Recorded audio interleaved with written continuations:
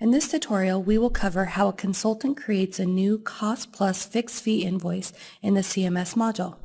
Please note that you will need an active EPM account and be assigned to the appropriate user profiles to access this area.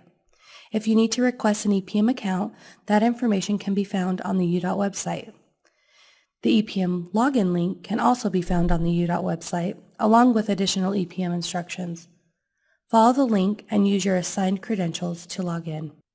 Once logged into EPM, enter the CMS module by selecting the blue CMS button on the right side of the screen. The populated screen is a list of action items for the consultant if they have any outstanding. To create a new invoice, you will use the menu across the top of the screen. Select Contract and then select the 917 CMS Invoice Status from the drop-down menu. This status screen will show a list of all contracts that are invoice eligible. Invoices that are started but not yet submitted, invoices that have been submitted and waiting for PM approval, invoices that have been approved and are waiting for comptroller approval, and finally, a list of all invoices that have been paid. Keep in mind that before an invoice can be created in CMS, the consultant must create the invoice in their system and compile all backup documentation, which will include the company's invoice, labor reports, receipts, and any other required documentation. To create a new invoice, double-click on the NTP date of the contract you would like to create an invoice against. This will open up the invoicing screen to create the invoice. The first thing you will enter is the firm's invoice number. This is the number that is assigned by the consultant's accounting system.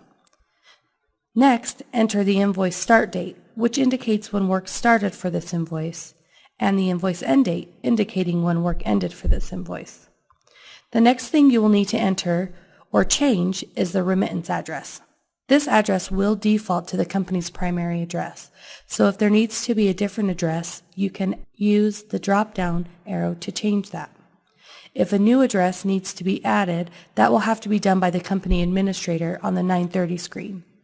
Once this information has been entered, click on Save Invoice Header in the upper right-hand corner, and this will populate all labor and employees, other direct charges, and subconsultants that are eligible for invoicing on the contract.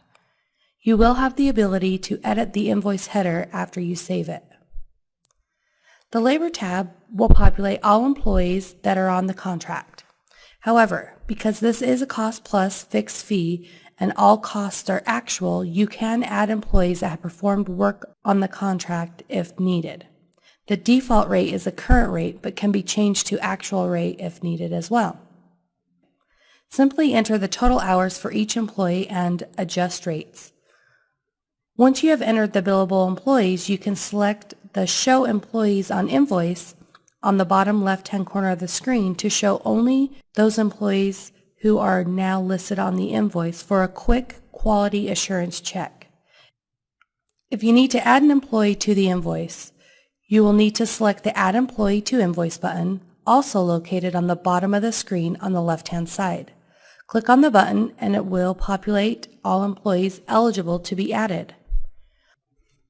Once you select the name of the employee you would like to add, select OK. The screen to enter their hours and rate will populate. Again, the current rate is populated, but you are able to change that if necessary. Add the information and save. You will see that anyone added to the invoice not on the contract will populate in red as an indicator to the reviewer that this information was added. Once they are added, it will not appear in red on the next invoice. If you need to add a second line for an existing employee because there was a mid-month rate change or they performed multiple job duties, you can do that by selecting the plus button next to their name and changing the rate. Now that labor has been added, we will move on to the Other Direct Charges tab. All ODC items from the contract will be populated, but again, being a cost plus fixed fee, you are able to add additional items as needed. Most common ODC item is mileage. Because of the half-cent rate, rounding will occur on the final odd mile and it will round down. The consultant will never lose more than a half a cent. Enter the invoice quantity and adjust the price if needed. To add an ODC item, select the Add ODC to Invoice button located on the bottom left-hand side of the screen. This will populate a list of eligible ODC items. By selecting the item, it will populate a screen to enter the quantity and the amount. If you select the wrong item, you can select Cancel Add and add the correct item. Once you enter the quantity and rate, select Save and it will populate onto the invoice in red again, indicating that it has been added. The next tab is for subconsultants. For subconsultants, only a single dollar amount will be entered for each consultant.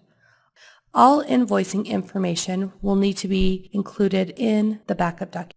At this point, you will review the current invoice total on the right-hand side of the screen and all subsequent amounts. You will also be able to enter any invoice notes that you would like printed on the invoice. But this can be done at any time during the invoice creation.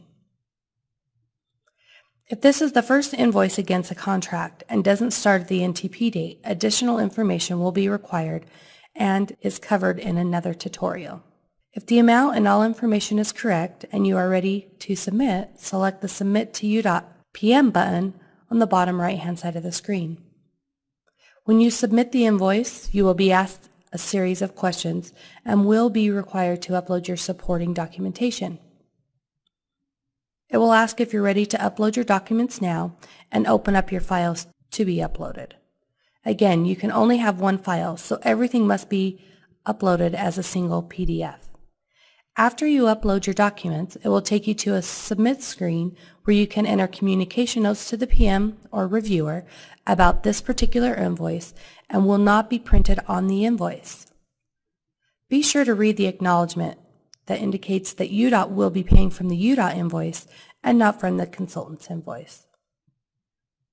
Next, you'll be asked if this is the final payment on this contract. If you select yes, the system will not allow any additional invoices to be created. If the contract is a local government contract, you will also be asked to verify that the local government approval is included in the backup documentation. Once submitted, you will be notified and emails will be sent out to all parties. The invoice is now submitted and will be available to be viewed on the Pending UDOT Approval tab if needed.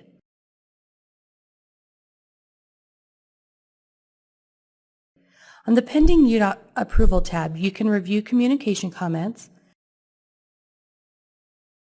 show invoice history, and print the invoice.